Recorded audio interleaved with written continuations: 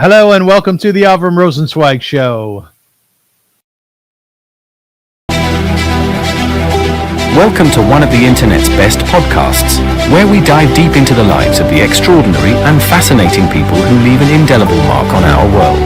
Join us as we explore their captivating stories, remarkable achievements, and unique perspectives that shape history and inspire generations. Get ready to embark on a journey through the lives of inspiring people unlike any other.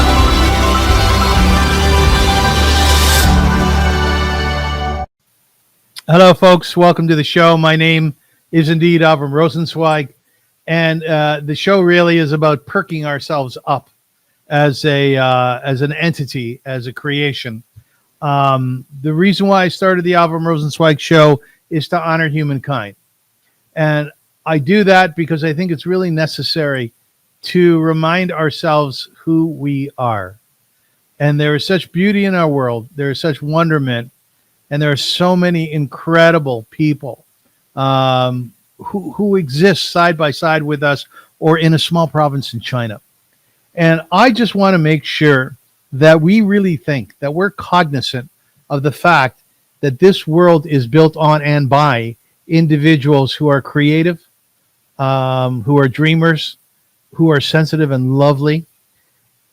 And again, it's imperative that we remind ourselves of that because God knows there's enough darkness in our world. Now, talking about light, it is my absolute pleasure to have on the show today an icon, both Canadian and now American, by the name of Carla Collins. How are you, Carla?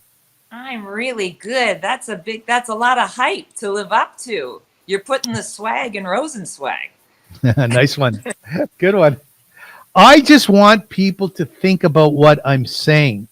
And I do because we don't have to walk far. Maybe it's as far as our supermarket to hear negativity, people criticizing others, putting them down.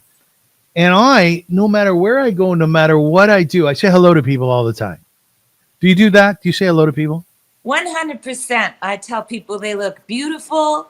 Yeah. I'll say nice hat. I don't think humans have any idea how many people they impact, what a difference they make. Small things make huge differences and have big impacts. And I agree with you. My joke is that we're living in rapture adjacent times. Brink of World War III, had a pandemic last longer than the man bun, an economy shakier than a chihuahua on meth. Cat Williams is the voice of reason, and most alarmingly, Grey's Anatomy is still on the air, and that's terrifying. But so I, both with my humor and I try, well, Yoda, there is no try, but I really do every day try to bring a little bit of light. I mean, look at the peroxide in my hair, that alone. Yeah, that's overwhelming. It is. This is actually my hair tamed down because I'm going to be doing my character souffle at the Palm Springs Comedy Festival, so I couldn't have the usual fro. I think you look lovely. I want to introduce you. People have no idea, what we have here today, and I want to give you that special moment so that you can feel great about yourself and people can just love you. But before I do that, look how stunning Carla is. Look at this. Carla, you're gorgeous. You've got 6 hours to stop. My God, 6 hours. Look at that. Oh, honey, you look beautiful. I love this picture. I love this. Do you get to keep the dress? I have part of that dress. That's by my very good friend and designer who moved. He's in Argentina now, but he was in LA, called Jorge Del Busto. And he used me as a model for a bunch of shoots for his fabulous attire.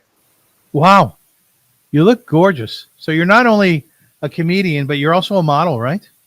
Oh, what do they call them? Mature models? I'm an immature model. Yes, obviously.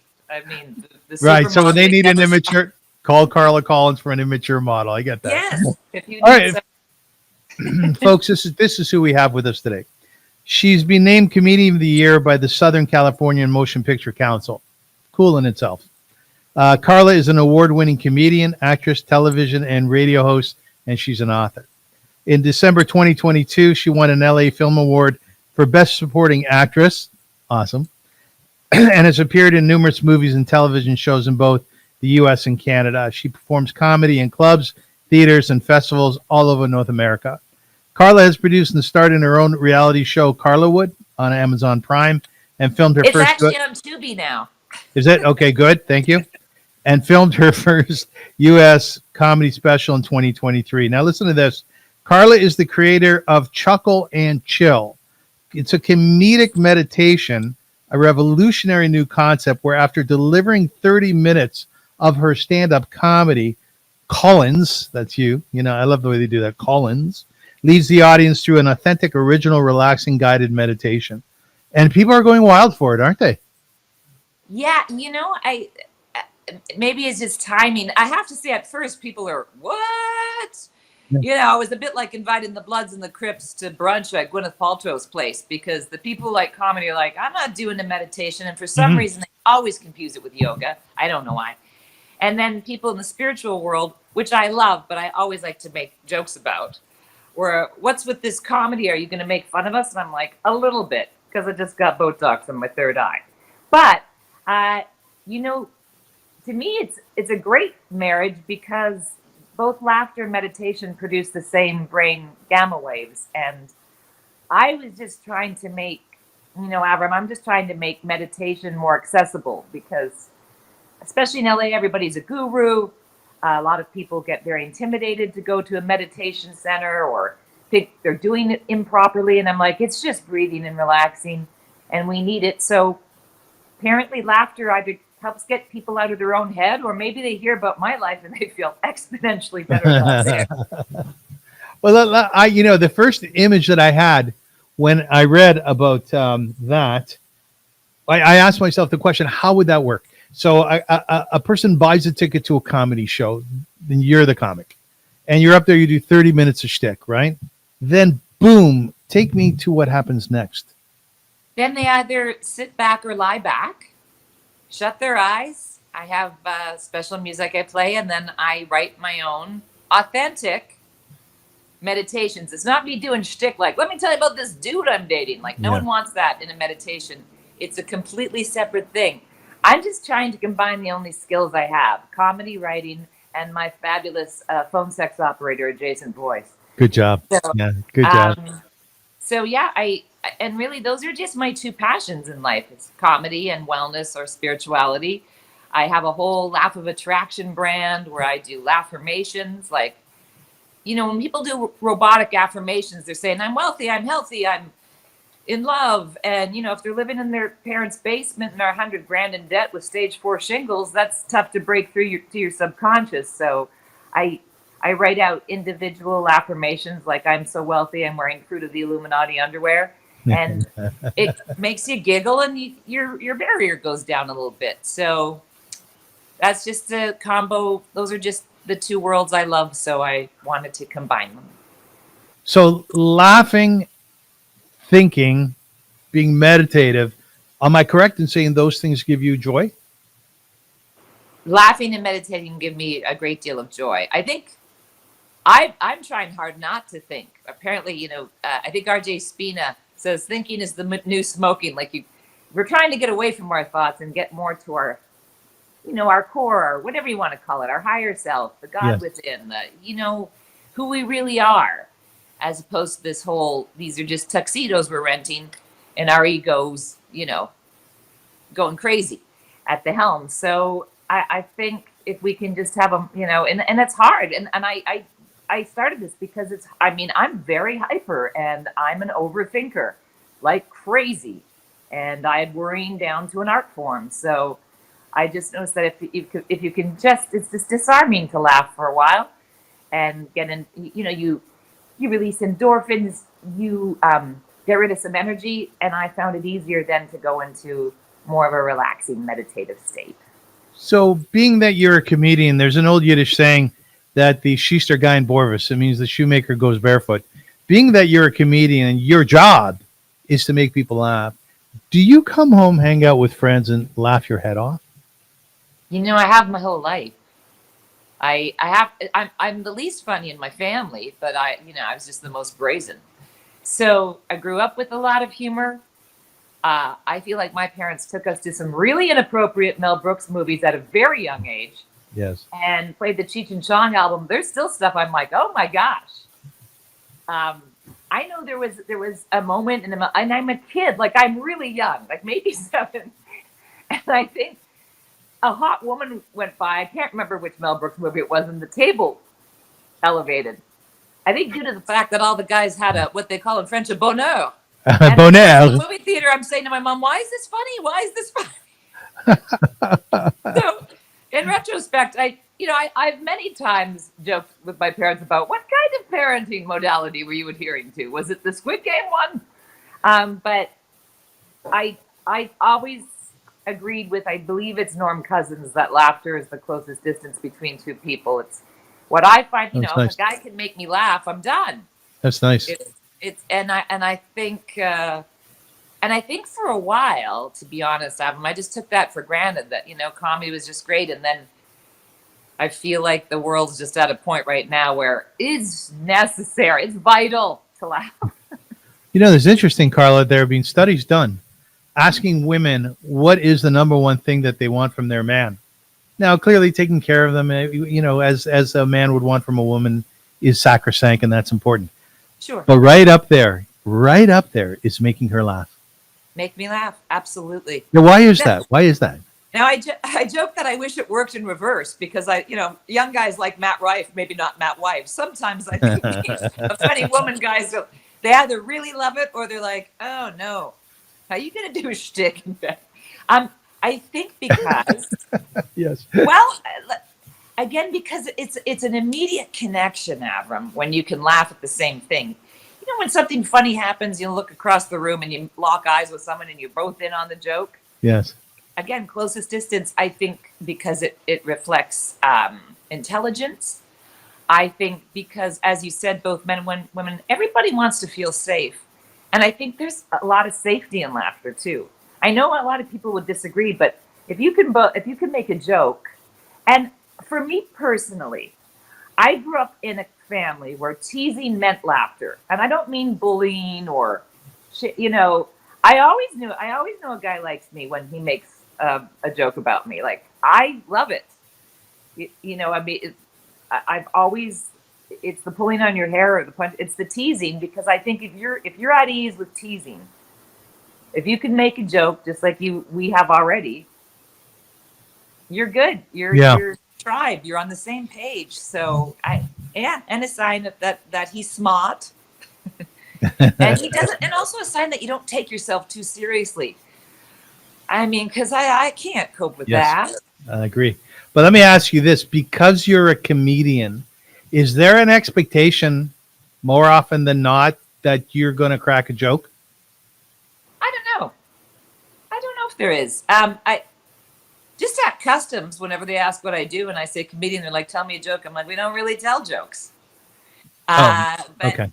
I'm not sure. Maybe there is, and I'm pretty much myself on stage, unless I'm doing a character. So I think what you see is what you get with me. Well, what I find really interesting is that you were born in Canada in the Sioux, eventually making your way to Guelph, and then after that to Toronto, which is where we met. When I was doing the Marty and Avrum show, you were a guest on our show. It was a restaurant and food show with my dear friend Marty Gallen. Your mom, God bless her soul, was Rosemary, and you describe her as being your soulmate, which is a term that is generally reserved for a boyfriend, a husband, something other than a mother. Tell us about your mom. Like, what did you just love so much about that woman? Everything. I mean, I joke that she was my best feature. Now I have to go with my eyes. You do have nice eyes, yes. Thank you. I've just known for as long as I can remember. I remember thinking this time around, I don't know if you believe in different lives, I thought, this is my soulmate. This is the person that we need no words. She's warm. She was brilliant. She could outdrink Courtney Love. She had the wit of Oscar Wilde and the legs of a rocket. My mom was Girls Gone Oscar Wilde. She was my hero. She was my best friend. And I would get excited to see her when we no longer lived in the same, home or city, like I would on a date.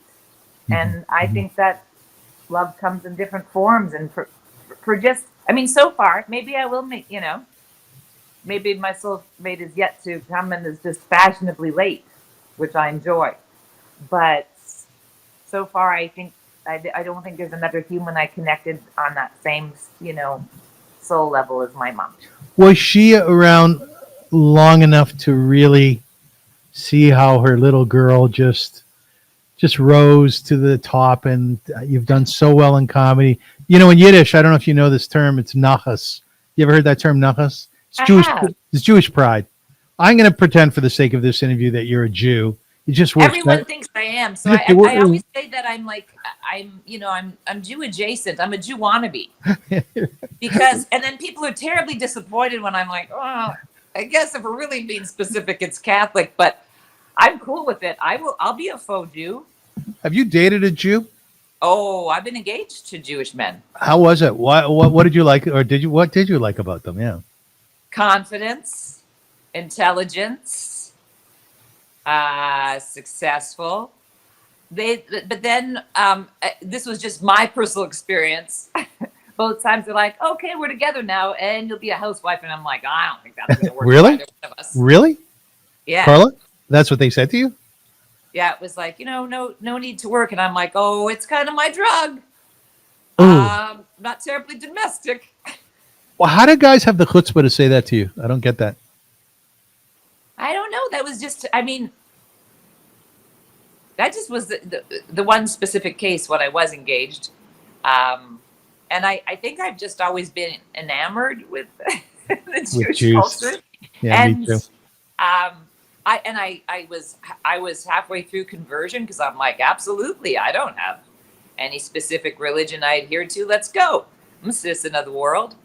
As I said, I went to the Kabbalah Center when I first moved to LA and did several courses, and that's my joke is that's when Madonna became Esther, took on her Hebrew name, and I took on my Hebrew drag queen name, and I'm Yum Yum Kapoor. So, yeah. So listen, I'm not saying that's obviously that was just my specific case. I know, dude was very successful, so I think he just. I feel like Jewish men are attracted to me, and then they very much want to change me. But that could just be. We do. Anyone who gets to know me, I don't know. No, we do. That's who we are. Fall in love with the girl and then change her, make her what you want. It's true. I was sixth of the year for like 4 or 5 years running. Did you give the ring back? Oh yes. Is that a rule? Is that a rule? It's a rule for me because I joke that I've been engaged 6 or 17 times, and I have always. At any point, if the engagement was off, I always, if I broke it off, I always return the ring. Yeah, because my ex didn't give me back the ring. Yeah. Well, it's probably smarter than me. I mean, boy, the one ring I had probably could have taken me right through to now. But I don't know. It just seemed fair to not. We weren't getting married, so why keep it? That's what I think too. But unfortunately, it didn't work that way in my world. I just want to. No, it's okay. I've survived. In fact, I've survived worse. That's a Jewish thing. Anyway, I've survived the worst, Carla. You have no idea. I just want to touch a little bit more on your mom because I'm always deeply enamored by especially familial relationships. Friends, too. I love seeing friends together when they connect, when there is a soulmatedness. But I want to understand you and your mom a little bit. Is there a particular story that comes to mind, just one that is so ingratiating and beautiful about an example of how she raised you? What was important to her? Oh, God, there's so many examples. So my mom from the Sioux, and she's, when I say French Canadian, I don't mean from Quebec. She was very, very adamant about a français standard. And I speak fluent French thanks to her, and spent some of my studies in France. So she wanted it, and my mom was so unbelievably intelligent too, and was the author of several, people are still in Canada on the program she wrote, French as a second language. And I think, at first I didn't know she existed because I was daddy's little girl for the longest time, and then I hit puberty and I'm like, this chick's great. Yeah. We can talk languages. I can tell you, oh, what comes to mind. I was very close with my mamere. That was her mom. But my mamere had my mom when she was in her early 50s. Yes. Mom was a whoopsie. Again, French Canadian Catholic. Been there. So, Yep. although my mom was so close to her mom, but she obviously lost her early. You know, we lived with her at first, and I lost my mamere when I was 7. And my first story that always stood out was my mom telling me about my mamere. And my mare ran the bingo, the Joan of Arc bingo in Sault Ste. Marie, and she built many Catholic churches. But to think of a woman who was born in the 1800s, my mom went to school, and of course it was a Catholic school, and one of the teachers or priests or nuns said some BS about only Catholics go to heaven. And I'll tell you, my mamere was at that school in about 2 seconds saying, this is, if you ever say that again. Yeah. Religion doesn't matter. She was just like such an amazing, cosmopolitan woman. And in turn, my mom was. The greatest thing about my mom, she never judged. She was always there for me. I think in my last year of university at Western, I was having a hard time. And I remember trying to have a nap and waking up, and Mom was in my room. Like she would just show up. She would drive the hours to be there. She came to every show. She was my greatest supporter and cheerleader. We literally would talk all night like a couple of schoolgirls every time. And in fact, at the Flying Beaver in Toronto, Maggie Casella's former place, so my mom would come to every show. And this is when I first started doing comedy full time. And one time Maggie wasn't able to host, and I said, Mom, you've got to open for me. Oh. This is something I just told on Facebook and Instagram. And she said, I absolutely. And my mom was a smoker and her white wine. I used to say, I want a sign from my mom. I want a glass of Pinot Grigio to pour itself. And I'll be like, oh, Mom is still with me. Yeah. So she was like, absolutely not. I am not doing any. And I said, Kathy Griffin's mom opens for her. And my mom was a former athlete. She had such a sense of competition that got her butt on stage. So, okay, I'll do it. And my mom had a voice lower than Darth Vader's. It was very commanding. And she had the confidence of a TikTok star. So she opened with, I know what you're thinking. Why on earth am I opening for my daughter when that bitch should open for me? The opposite of me. That's a true story? True story. I love that. I have a million of them. So I love that. yeah. Who have you replaced her with? Well, I have someone I refer to as my gay fiance who lives north of Toronto on a farm. Yeah. His name is Michael Stewart Webb. And during the pandemic, I ended up staying on the farm for over a year. And I remember thinking this, I haven't been this comfortable or had this quick a connection with my mom, since my mom. So Michael and I were fast friends, my gay fiance. He's wonderful. And I have some wonderful girlfriends, of course. And I'm also very fortunate that my younger brother and I, we call each other pal. We've been best friends since he hit the planet. That's Rick. What's Michael like? What do you just adore about this man? He's just kind and generous. He loves animals. He's very funny. And again, we were able to talk about everything and anything. For hours on end? Yep. So you're lucky. Do you think that you're able to make connections with people easily, or are you very specific about with whom? Well, I'm trying to be more careful because, I make connections easily, but I also trust very easily. So sometimes I make a connection too fast, and I probably could stand a couple more boundaries, because then I make a connection, then it's like, oh, well, whoops. Yeah. Maybe not so much, but, you try to become a little more discerning. I think if it's there, it's there. If there's that connection and if there's an ease. I mean, person could be the total opposite. I already know all about myself. I'm always open to hanging with someone who has completely different philosophies. I think we need more of that. But yeah. Do you think there's a distinction between a willingness to be intimate to develop a strong relationship in America versus Canada. Like, I think as a Canadian that I'm very nice, especially in the beginning. Yeah. But then later I start to close down a little bit. Sort of what you were saying. Is it different in the States at all? You live in LA, right? Well, LA's a whole other animal. But people ask me that a lot. I don't think so. I've lived in 3 different countries. I think people are people. It's different everywhere. In France, they're extremely honest. So, if I did a radio show and it sucked, they'd say, your show sucked today. Would they say that, really? Oh, yeah. And I loved it because I would so much rather deal with that than Carla, I love you. I can't wait to see you, and then you never hear it from, like, the kind of thing that sometimes you get in the business in Hollywood or LA. I don't like disingenuine. So I'd really rather you tell me who you are. My other thing that I have a hard time with is erratic.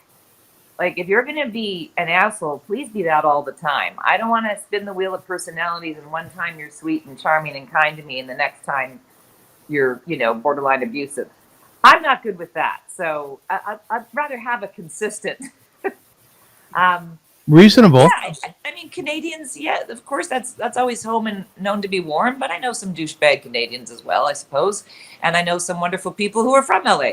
So I do think, in many respects, you're humans everywhere. Just probably some places you need to mine for diamonds a little longer, and sometimes you just, maybe as Canadians, obviously, when you have more context, it's an easier immediate connection. So when you come back here to spend time with Michael on the farm, you're hanging out in Toronto, let's say, do you feel that you have to adjust ever so slightly in order to sink into the culture here? No, I feel like it's home, and I really like Toronto audiences, and I think they're very intelligent. No, I don't think I have to adjust, but I am a bit of a people pleaser. Like, I will shapeshift. I mean, I will joke that I think that, and I don't know if it's good or not, but depending on whom I'm with, I know what they're comfortable with, and I tend to really want to see the other person happy. So I know that I adjust a bit with probably a lot of people in my life. It's a delight when you don't have to. It is. It absolutely is. My mom and Michael and some people where I just, yay. It is. I can just be moi. But I was talking about this with a friend not long ago, and I see that in me, that I will sometimes bend myself in a pretzel. And is that because you want it? Is that because you want to be liked? I don't really care about that so much anymore. I want to be like, I think I just want to put the other person at ease, and I just want to be comfortable. I'm not really sure, but I'm not doing it as much anymore. Yeah, me too. And the other thing is, then you're just going to gravitate or hang with people that you can be, all of you. It's a really nice... I'm knocking out a therapy session, even though I've never had a therapy session. Never once? You've never been in therapy once? Really? No, I should be. Don't get it twisted. I need it. Well, we all need it. Well, how come you've never gone to therapy? I don't know. Because I had dogs, and probably because of my mom. I think I've always had somebody in my life really close to I could talk to. I've been lucky that way. When you find something within yourself, within your character, that you would like to adjust ever so slightly, you say, listen, Carla, I'll pretend I'm you, okay? Carla, okay. Tell me how I do. Carla, you really have to stop being such a pleaser. Do you know how to go about doing that? See, I'll go into therapy every year or two whenever I need it, and I'll sit and talk with my dear Eva, who's my therapist, and I'll start to work things through with her because I need to bounce stuff off people. Can you work things out on your own, or with your friends, or with Michael? I work it out with a variety of people, yeah. But I think in the end, Avrum, we kind of have to work it out on our own. Mm-hmm. And I certainly do it in theory. Uh, you know, instead of it's the whole thing of just being instead of trying, right? It's again, getting closer to that source, getting closer to your passion, to your, you know, your ease. So I think it's an inside job, to be honest. So in the end, we kind of have to go inside on our own. I think and I'm very pro like therapy and family and friends and working through and groups and meditation. I mean, again, I work out and do yoga, and you know, I've got many different things I do to, you know, keep out of prison and remain relatively sane. But I think at the end, it's womano a womano. You kind of have to go within. Is being up on stage therapeutic for you? It is now, yes. Yeah, I mean, you know, I used to have a huge nerve problem. That's what kept me away from comedy for so long. I did it in my early 20s. Comics were mean. I didn't have a thick enough skin, and I was just so nauseous before I'd go on stage. And never with radio or TV or anything else. So I'm like, you know, this is optional. And then years ago, I'm like, I don't give a shit what people think anymore. And I would like to, and I'm really big on facing fears. So I went back in it. And then I have to say, when my mom passed away, I was like, I would get up now and do 45 minutes at a garage sale. Like that, I can't wait to get on stage now. And probably because I think the worst thing I could have imagined happened for me personally. And I kind of do it as an homage to her because she loved going to see me do comedy, and that helped. You know, you go through different things in your life, and things don't seem as scary. Will you see her again, do you think? I sure hope so. Yeah, I mean, hope so too. I really believe, because what's the alternative? That this is it? Seems really boring. Like, I'm into all of it. Aliens, other lives. I actually just got a gig from one of my former radio bosses.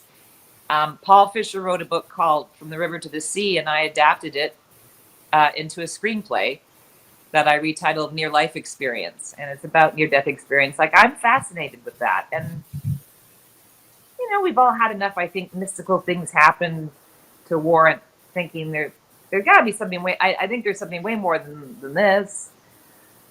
One would hope so. Yeah.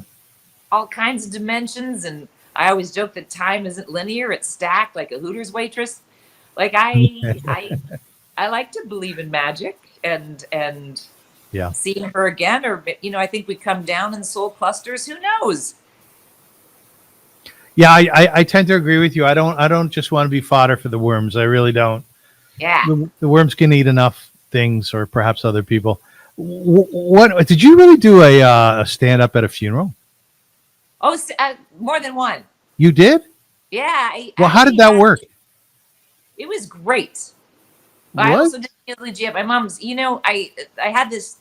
I really wanted to start a business called the Grim Reapers, and I'd be like a madam and send different comedians out to do comedy at funerals. Listen, laughter is the same release as tears. Yeah. I think Western society, with the exception of Ireland, just has death so wrong. It's just gruesome and ridiculous and antediluvian and 6 pallbearers. I don't even know what's going on. I think my mom I like the celebrations of life. I love doing comedy and making people laugh at the great memories instead of just this sorrowful.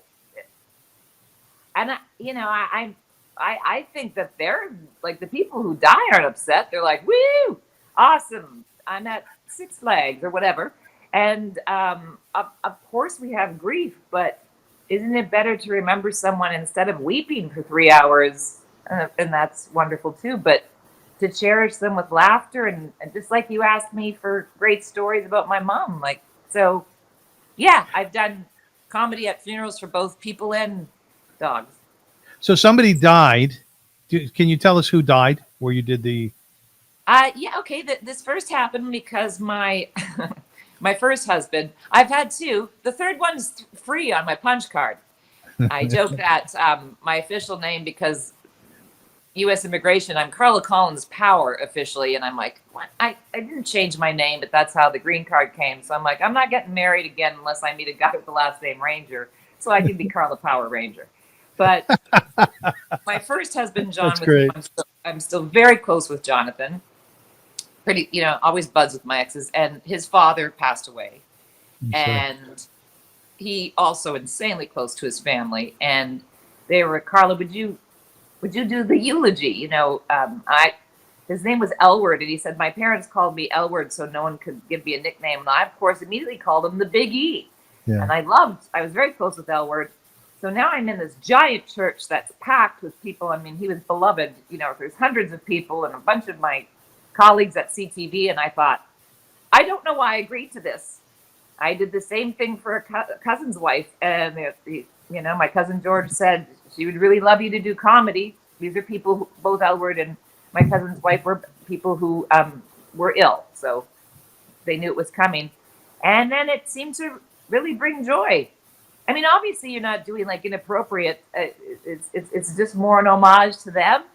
And as I said at Jonathan's father's, I'm really upset that the Big E died, because really he's the only one in the family who liked me. Nobody else was that.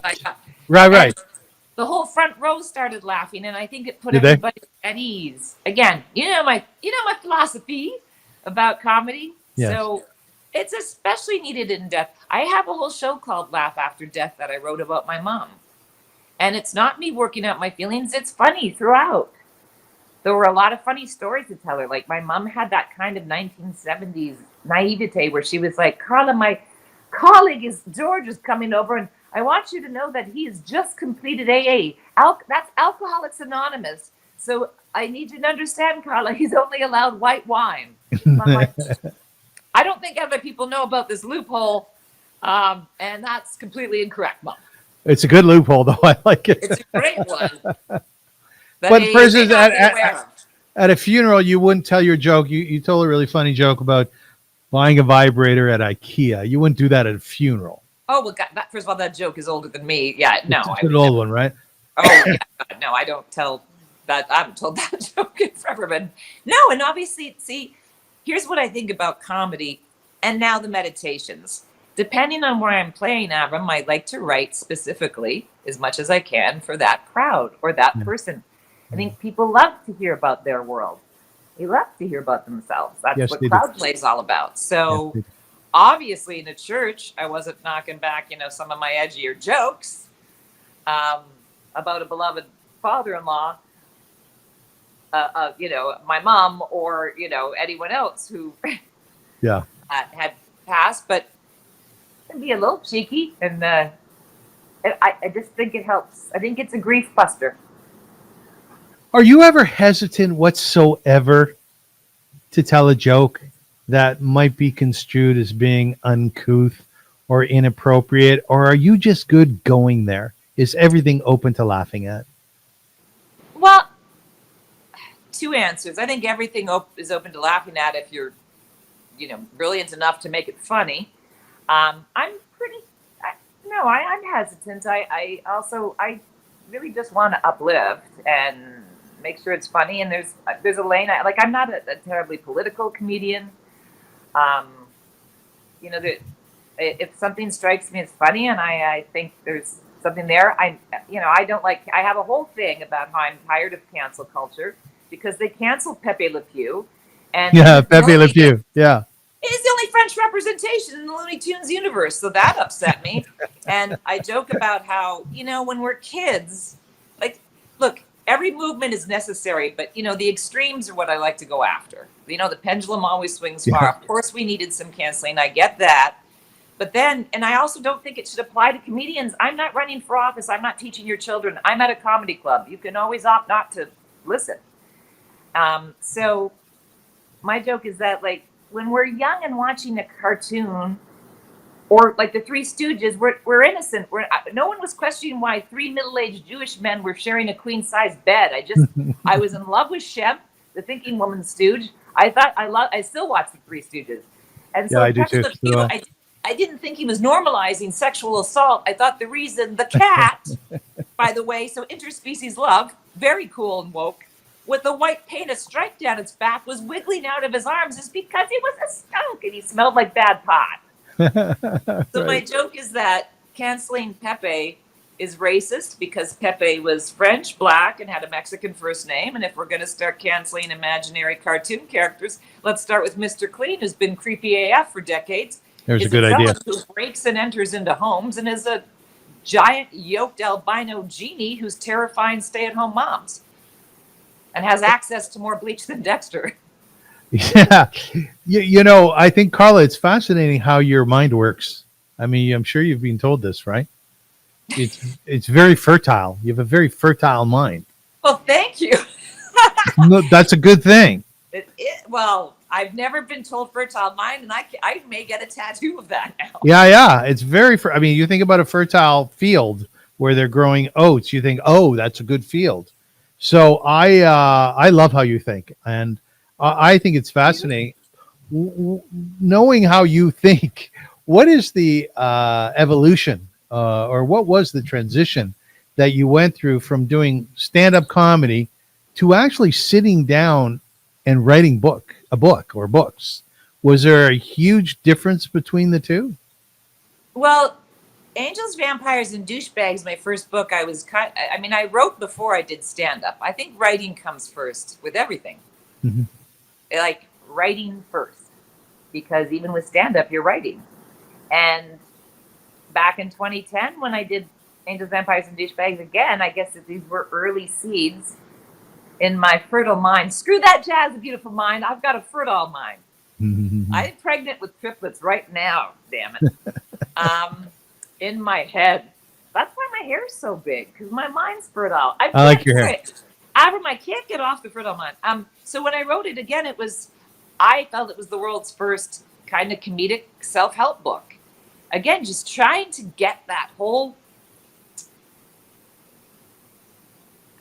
I do a lot of jokes about people in the spiritual world because they just take themselves so seriously, and I get a kick out of it. They Like, do. this weekend was so transformational. I opened up my third chakra and had access to the Akashic records and the Ascended Masters. I do a bit that goes on for like 30 minutes, and I'm like, yeah, this weekend was transformational for me too. I dropped a Xanax in my Pinot Grigio and cut my own bangs. Like, everybody relax. So I think I just liked the idea of having a little bit of comedy, a little lighthearted enlightenment, as I like to say, a little ha-ha before aha moment. So that's when I did that book. And then I've always had doggies. You know, I always joke that I like them better than humans often. And when my Chihuahua passed away, I decided to honor I had 3 dogs. She was the last of them. So I wrote a book called The Wawa Way. I'm hoping in the kind of same spirit as The Little Prince. I'm not Saint-Exupéry, so I'm not trying to say, but it's sort of a self-help book in the guise of a children's book. Good. That I'm doing, and I'm doing the art for it, so that'll be out in about 10 years. It takes me a long time when I do art, but I just, and it tackles some heavy topics like racism and death and divorce. So I think every different thing, whether it's a screenplay or a book or a joke, it's all writing. So it's all got the same core foundation, but they're all different animals, I suppose is my answer. Mm-hmm. Now, you do have a very strong relationship with animals. You've been the ambassador to the Humane Society, correct, for many years? Yes, that and the World Animal Protection. Yeah, which is quite auspicious. Well done on that. And I too am an animal lover. My cat passed away, Lily, a few months ago. Oh no, I'm so sorry. Well, the good news is that I went out and I got another cat, Jack, and Jack is entirely white. And I have to tell you something, Carla. Yeah. I'm sitting on the couch at night watching my show, and Jack is looking at me with these gorgeous, riveting, piercing green eyes.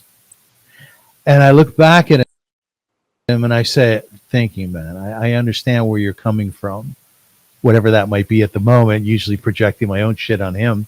And I thought to myself, and I've talked about this a few times, there is a connection that we make with animals on some level, which runs so deeply and is so intense that there's a point where we really start to get each other.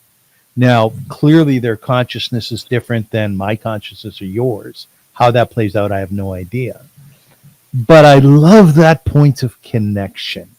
Do you have any idea what I'm talking about here? I have every idea what Right, right, about. Carla? And I would argue, sometimes I agree with people that their consciousness is in fact higher than ours.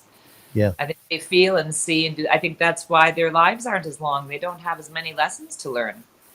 And I mean, I've had such deep, I've had, how much I love my mom, and I don't know what's worse, when I lost Buster, Miles, or Dr. Zira, or my mom. It's just horribly painful, because you do connect. And oddly, I've always been a dog person, but when I went to stay on the farm with Michael, there were hundreds of cats in the barn, cats in their own room, cats in the garage. And I thought, oh God, no, I get enough rejection in LA. What's with these cats? Now I have 5 on the farm, and cats have their own mysticism. And Good one. That's right. Mysticism. Just they're so spiritual. They have a real connection to the other side. But both dogs, and I say that, when if you hold your hand up to your heart, like I can feel a paw pressing back, high-fiving me, like they just tattoo us, they imprint. And as I said, I think they're, people are just, well, we're sentient and humans. I'm like, take it easy, humans. I don't know if we're that high. They may be way more elevated and evolved than we are. Yes. Yes. So yes, and they live in the moment. They do everything we're trying to accomplish. They live in the moment. They give unconditional love. They're loyal. They're happy. They're in tune with nature. That's what we're all working night and day trying to achieve. Mm-hmm. What was it like, your relationship with your Chihuahua? Redonkulous. I was this close to breastfeeding her, but my boobs are fake, so I don't know what would come out. Glitter and sarcasm. That what happened was I brought Buster over from Canada, and my ex and I had 5 dogs. So I'm like, don't worry, Buster, you're going to spend your retirement years on the beach. You'll be my only dog. And then my ex and I were in Malibu, and there was this it was like a Chihuahua Min Pin mix. And they said, they're putting her down tomorrow. And well, the next thing, she was on my lap. And Buster seemed to dig her. And it was my first tiny dog. It was my first chick dog. And I remember thinking, I wanted to call her Shemp after my favorite Stooge. And I'm like, well, that's not fair, because it's a girl.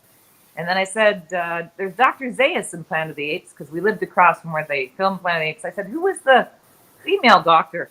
And my ex said, Dr. Zira. And I'm like, that's who this is. Yeah. And then, we rescued Miles, and Zira, being a tiny dog, lasted the longest. And then it was just Z and me. And when Miles died, they were so close that she went into a depression, and the vets couldn't figure out what was wrong with her. So I'm like, guess what? You're now an emotional support dog, got the papers, and brought that dog everywhere. Which I'm like, I say that I'm off-white because I'm totally white, but that is the whitest woman thing. I was like, now I'm everywhere with this Chihuahua mix. And she traveled with me to Canada. She went to Texas with me. I said, now we'll just always be together. And she was so cool. And she was the toughest one of all my dogs, and so amazing. And yeah, I fell apart like the back end of Saturday Night Live. And I was like, I'm very aware that a 10-pound Chihuahua is holding my life together right now. Yeah. How long did recovery take for you? I'll get back to you. Still. Yeah. Always. Yeah. Did you used to hold her in your arms? Like if you're going to Canada through the airport, was she packed in a bag, or where was she? Where would you put her? She was good everywhere, in my arms, on a leash, in her little, like she wanted to be with me. She was not crazy about, the little carry-on that, she was like, what's this, bitch? And I'm like, it'll be over soon. And I remember, like, some of the Air Canada flight attendants were cool, and the other was like, she cannot be there. And I'm like, and honestly, I remember saying, Zira, you cannot. You have to stay under the blanket. This is pandemic time. So you have to stay under the blanket through the whole flight. And she was just like, got it. And we pulled it off. So, she was basically my appendage.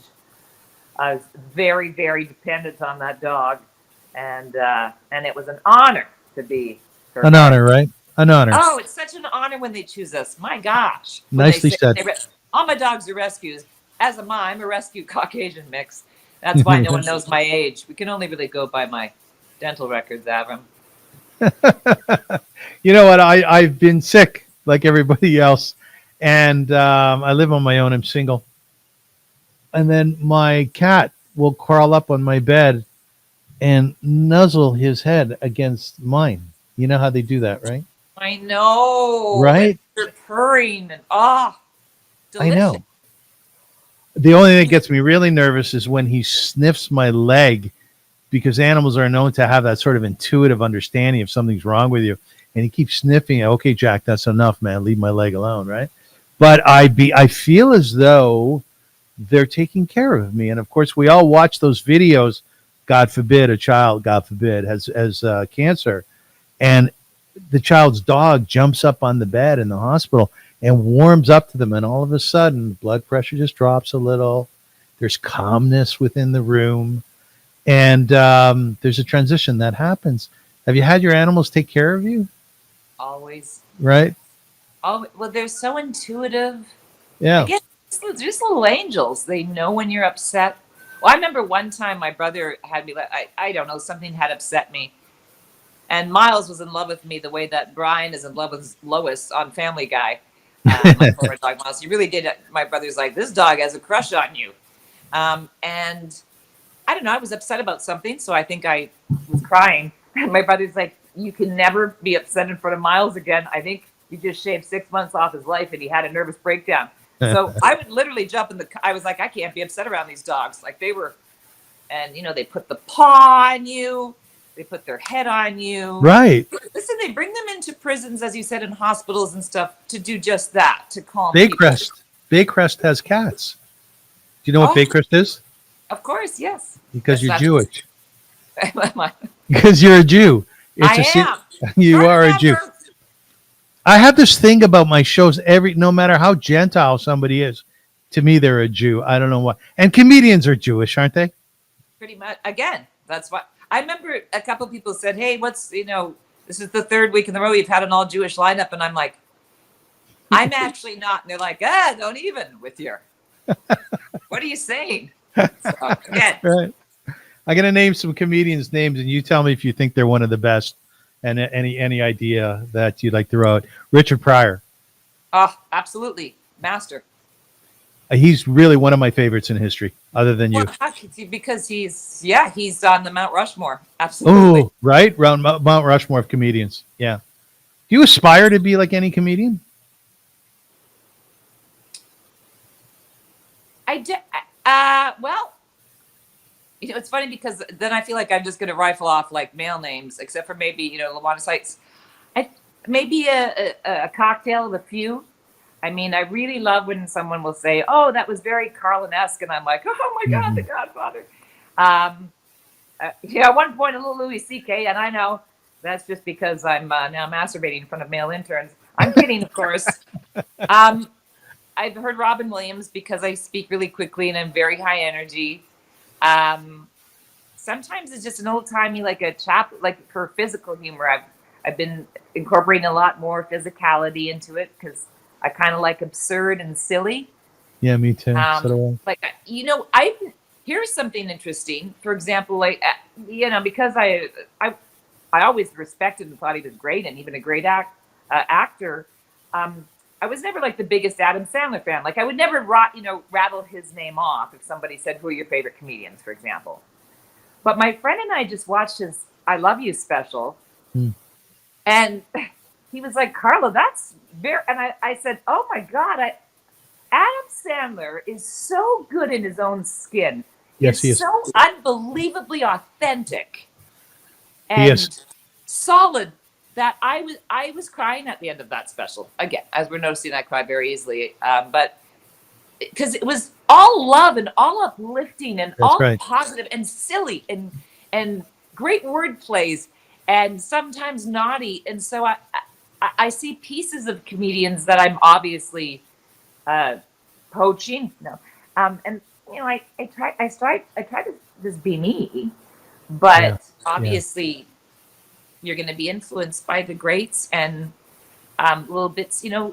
Uh, I'm not skating like Joan Rivers, but I try to be. She was relevant for decades, and I want to be that. And I have the same love of pop culture as Joan did. So there's little pieces, a million Like different pieces of comedians that like a tapestry, right? Yeah, yeah. I have a theory. Tell me if this jives with your thinking. That basically we're a tapestry of so many other people in our world, and if we were able to pull that tapestry apart, we'd see family members, we'd see friends, we'd see people that we met at Shoppers Drug Mart, and we bring that all together. I remember I was reading a book called Autism in High Heels, and it's about a woman who's on the spectrum. Outstanding title, isn't it? Oh, And I love it. isn't that excellent? Anyways, would you make fun of autism? Would you make jokes about that? Well, no. So my brother, I believe, is on the spectrum, and my special power is that autistic kids love me, Do they? and I believe I have ADHD. Certainly. Yeah. So I wouldn't say make fun of it, more that I just. Wrong Oh word. yeah, Wrong it's on term. my Yeah. act. Just that more that I just say welcome to the support group. There's a guy who does comedy now. I can't remember his name, and he'll basically pick people out of the crowd and talk to them, and he does it brilliantly. He's a very, very good-looking young man. I forget Matt his name. Rife, yeah. Yeah, great. He's a great comic. And there's a woman Absolutely. there who has cerebral palsy, and he starts talking to her in a way that most people would get very fidgety over. You know what I mean, right? I sure do. Yeah. And she is, Carla, she's adoring it. She's loving it because someone's talking to her like a freaking human. And There we go. right? Treating her as a human being who this is not who she is. It's only a part of her, right? Again, this is such a our whole existence is such a tiny little piece of who we really are. And Yeah. I just want to back up and give you flowers for I loved your tapestry analogy. Thank you. I love that. If it were on, yes, it would be bits and pieces of everyone. And I always joke that I don't know that I have a personality of my own because Right. I'm very if I'm with someone and they have a southern accent, I'm like, honey, please. Me too. And whoever I'm working with, hanging out with, all of a sudden I just really sponge that personality up. I'll Me be too. like, it's I a know. mitzvah after this. I know. I do that too. Yeah. I think we are a sum of all. Well, I also think I think we're all one, as trite as that sounds. And I feel like as soon as people realize that, they wouldn't act the way they do. I think you're right. Like the whole world is just ourselves reflected out, right? We're all. Are you happy to be alive? Yes.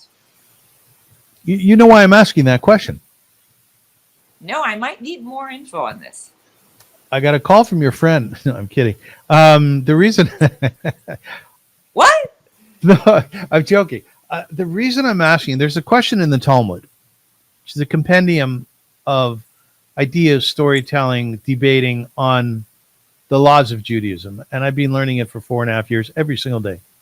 There's a question in the Talmud, is it better to have been created, to have been born, or not? And the premise is that life is a struggle, that life is very challenging. It's the old adage is that we all suffer, and many of us suffer hugely, and that's really how we develop ourselves. It's not so much the successes. I've heard someone be so extreme to say, I haven't learned a lot from my successes, but I have learned a lot from the struggles. So I'm always curious. I go philosophical, as you can see. If you had the choice to be born or not, would you have chosen to be born? I am sure that depends what day you ask me, but absolutely. You would. Absolutely. But we are creators. And yeah, I do agree.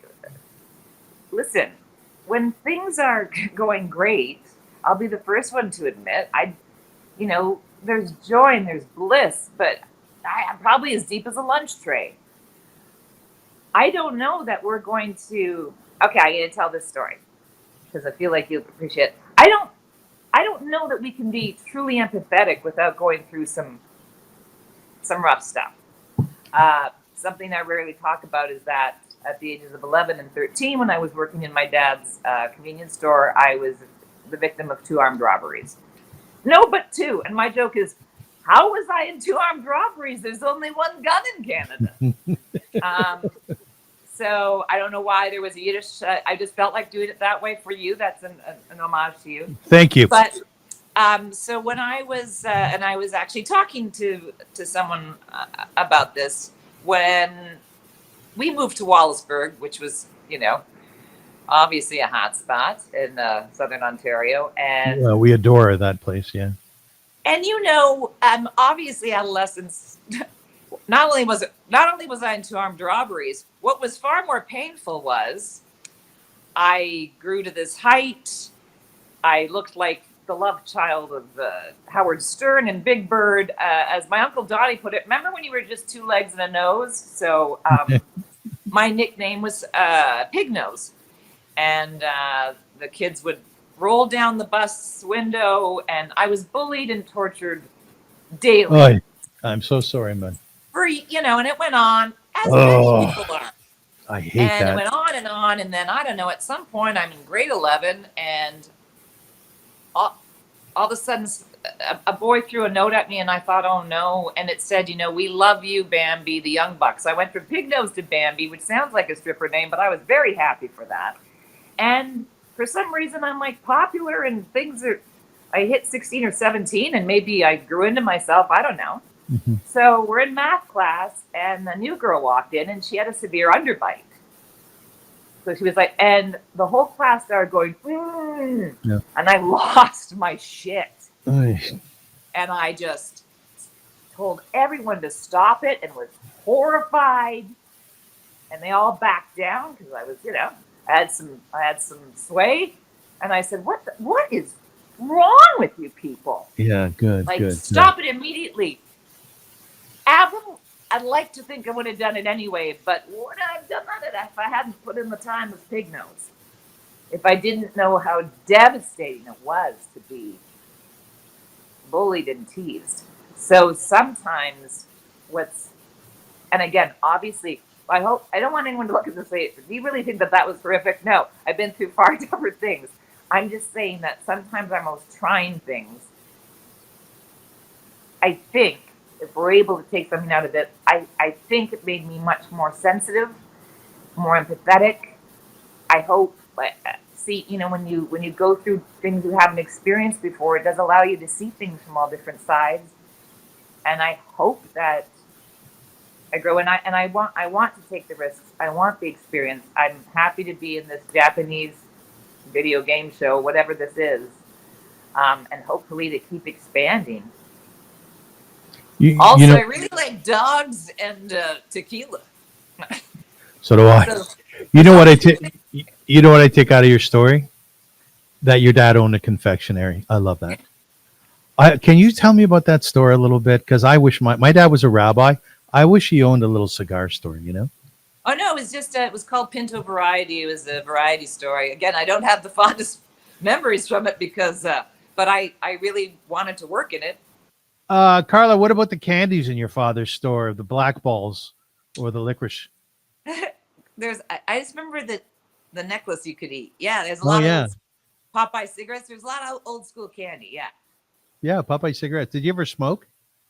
Unfortunately, I did. Yes. Me too. I haven't for years, but yeah, because my mom smoked, so I used to like to have a. Yeah. Was she elegant? Was your mom elegant when she smoked? She was elegant no matter what she did. She knew how to do it. So listen, I've been playing around with AI a little bit. Have you? A little bit. Yeah. Yeah. ChatGPT, right? Yeah. And I'm fascinated by it. Like I'll be up late night and I'll ask about shoemakers in some province in Romania.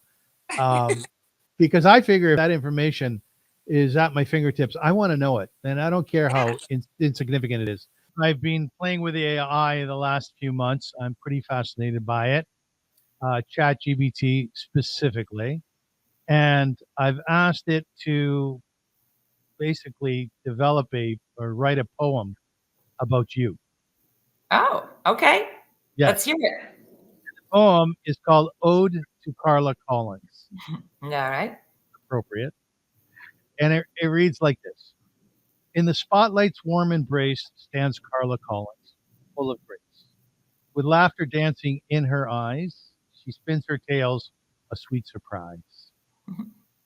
Her voice a melody, sharp and clear, she wields her wit like a sword, no fear.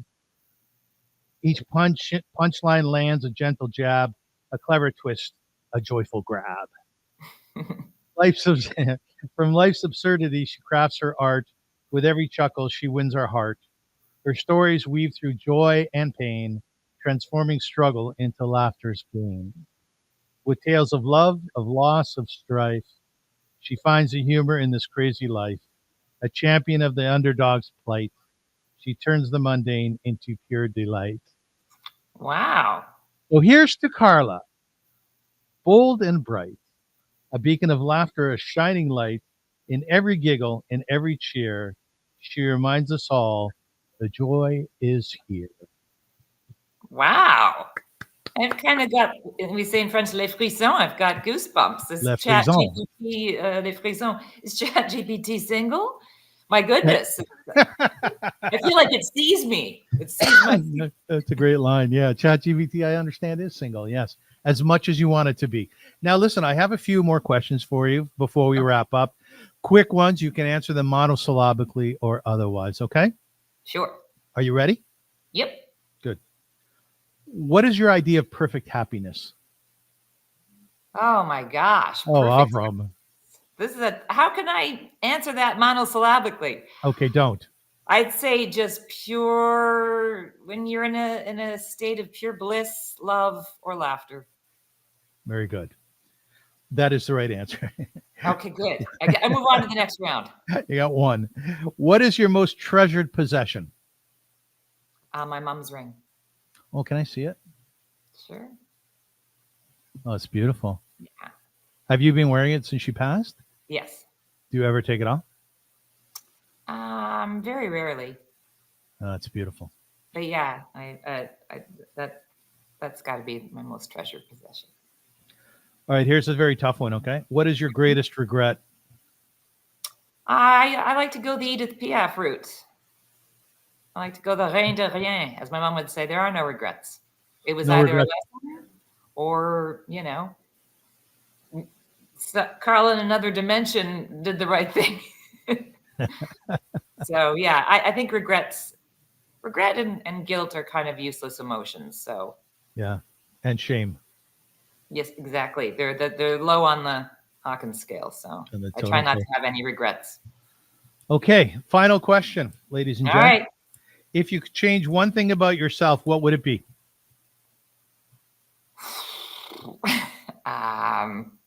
There's a lot of things I'd want to change, probably. No, just one. Well, we talked about being a people pleaser. There's that. Oh, gosh. Can I give you a hint? Sure, go ahead. You are extraordinarily sensitive. Oh, yeah. I am. And I get accused of that. I like to say I'm as sensitive as a nipple. I don't think that's always necessarily bad, but yeah, I've got to combine being more of a dame with my sensitive side. As someone said to me at a gig recently, you can still be a good person and be a bitch. I'm like, yeah, there's a regret. I'd be more of a bitch in high school because guys love that. But yeah, I could stand to be tougher. Absolutely. Absolutely. Yeah. I tend to surround myself with a lot of alphas. I see it as protection, both men and women, because I think I'm more of an omega, but I really need to be a little more alpha. I do that too. I surround myself, especially with stronger guys, because as a Jew, we were never taught to defend ourselves. So I'm afraid a lot. I get afraid a lot. So you hire someone to fight for you. Is that? Yeah, I have a full-time bodyguard. Exactly. Oh, I love a bodyguard. A bodyguard. That's not a bad thing at all. Yeah, I'd love a full-time nanny, actually. Oh, who wouldn't? So I know I have no kids and a nanny. It's perfection. Yeah, I don't mind being sensitive, and I'm fairly fearless, but yeah, I get hurt easily. I think And I need to, you know, a lot of times I think don't take it personally, because it's rarely really about us when someone lashes out. Yeah, my sister Naomi, who passed away during COVID. It's her birthday today, actually. Oh my God. Happy birthday, Naomi. Yeah, happy birthday, Naomi. Yeah. And she said, when you walk into a room and you kind of think everybody's just staring at you, which they probably are because you're the star, they're not. They're thinking about themselves. They're not thinking about you. 100%. I Right? know we say that a lot. Like I do a lot of classes, dance and Pilates and body pump at the gym. And all my favorite instructors always say, don't worry about no one's looking at you. Yeah. They're looking at themselves in the mirror. They've got their, Lululemon Diva cups on or whatever they're doing. They've got their own thing going on. Yeah. And so, yeah, that would be, I would like to be tougher. I really would. I think I would change that in a heartbeat. Some people just, they let things roll off their back so much more easily. And yeah, I need a better balance on that. Your sensitivity, even through the screen, is palpable. But Wow. but I see it as being a beautiful thing. Thank you. It's interesting because I think on stage, I come across very differently. Yeah. And people just think, oh, she's got the confidence of a TikTok star and a matador. And it seems strong. And in fact, I've been told to show more vulnerability on stage. So obviously maybe that's coming through now. So I don't know. Again, maybe a better balance of that. Yeah. Look, I think at the end of the day, given the choice, honestly, because I'm also very, very sensitive, and I have been since I'm a kid, I'd rather be like this. How about you? I think it's, I do see it as a good thing. I think it makes you more sensitive to others and more empathetic. Sometimes just pathetic. No, I think that I do think it's a good quality. But a little bit of a harder shell. A little bit. But you're probably great with puppies, aren't you? Puppies and kids and people with autism. The next name of your show. I honestly, those really, I joke that I am the autism whisperer, probably because I'm on the spectrum too. I for sure am as well. Game recognizes game. Can you do jokes about autistic kids? Can you do that? I don't know if they're jokes. A lot of times, like I recently did a show where the host was making fun of someone in the front row. I mean, in a good way, saying I love my little autism folks, and I think people are very open about it, at least here in LA. And when I got up on stage, I just said, I recognize you from the support group, and gave them a high five. And that's kind of how we can. It only takes a couple minutes of my routine to see that there's certainly ADHD, and I do have a brother on the spectrum. So I think that I come, so I just get along. But it's strange because my friends who have children who have autism are always shocked because typically they're not, they're not demonstrative or, big on hugging, etc. And they do with me. So even when I was playing in Texas, and there was a comedian, a lot of his routine was about him being autistic. And somebody asked me a question of, do children like you? And I said, I'll tell you who loves me, people with autism. And I just turned to him and I'm like, Bob, do you want to hug me? And he's like, I really do. That's weird. I do want to hug you. That's He's like, sweet. I like to hug. And I'm like, that's my LinkedIn special skill. That's my superpower. So I don't know, when the whole rapture or apocalypse goes down, you'll be there to hug. I'll be there to hug. Let me ask you something. Do you do any volunteerism? I do with animal shelters, yes. What about with autistic kids? No, but I've been thinking about that quite seriously. You should. I think so, yeah. Oh, that's very cool. It's kind of a skill I only noticed I had in the last few years. So it's a newly found. Did you read Snoopy when you were a kid, Charlie Brown? Of course. Yeah, of course. You remember when Lucy set up, was it Charlie Brown set up a booth where you can come get a hug or a kiss or something? I thought it was Lucy setting up free advice. Yeah, I must be mixing up fantasies. But Yeah, I'm probably not going to open up a kissing booth, Avrum, but No, you could open up a hugging booth. exactly. Carla Collins, as soon as you pull into Hollywood.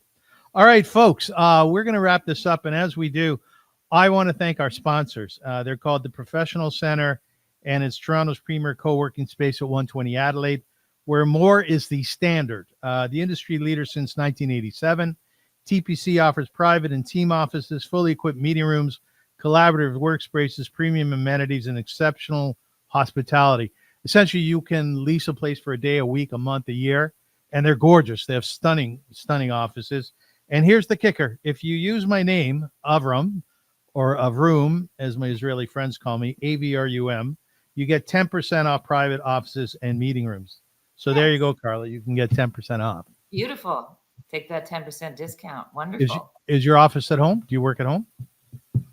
For the most part, yeah. You don't have an office. No, I've got an office here at my place. Okay, cool. Yeah. Maybe we'll do a podcast, a tour of your house or something. How about that? No. Well, you can see my groovy stairs in the background. Yes. Do they lead anywhere? Yeah, they lead to a little loft. Very nice. Very nice. Lair. Well, listen, I really enjoyed doing this with you. I really did. And thank you. I enjoyed it too, Avrum. We haven't seen each other in many years. Or it doesn't matter. I'm not even sure what it is. But we haven't seen each other in many years. And I just always remember you as being so lovely. You know, and you still are. Like, you've been in LA for a while, and you're not a bitch. You're just not. I know. One of these days. I know. I'm rooting. I know. I'm rooting for you to be. Next show will come on. You'll be like one of these butchy women, you know, yelling at me, anti-Semitic slurs. 100% diva, just demanding weird things like Cavendish, my butler, get in here. Fluff my hair. I don't know. Yeah, or red jelly beans. Yeah. Exactly. Well, you'll get my rider and my fee as soon as this is done. Yeah, it's on the way. Anyways, folks, thank you so much for joining us. Please stay with us. We got some great shows coming up. We're booked all the way till almost January, which is really exciting. And I just love doing this. And I hope you really enjoy watching it. Once again, to my very dear and closest friend, Carla Collins. That's Hollywood. Very good at this. That's Hollywood, isn't it? Namaste laughing. Namaste and shalom. Shalom.